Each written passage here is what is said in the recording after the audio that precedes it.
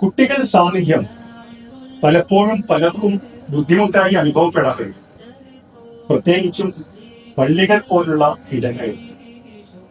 പക്ഷെ അങ്ങനെ ആയിരുന്നില്ല നമ്മുടെ പ്രവാചകൻ.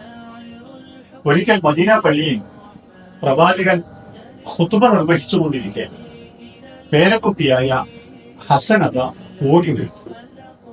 പെട്ടെന്ന് വസ്ത്രം തടഞ്ഞ് ആ കുട്ടി നിലത്ത് വീണു. ഇത് കണ്ട പ്രവാചകൻ ഖുതുബ നിർത്തി പ്രസംഗപീഠത്തിൽ നിന്ന് താഴെ ഇറങ്ങി ആ കുട്ടിയെ വാരിയെടുത്ത് കുട്ടിയെ പൊക്കത്ത് വെച്ചുകൊണ്ട് തന്റെ പ്രസംഗം തുടർന്നു. സങ്കല്പിക്കാൻ കഴിയുമോ നമുക്ക് ആർക്കെങ്കിലും ഇങ്ങനെയൊരു കാര്യം?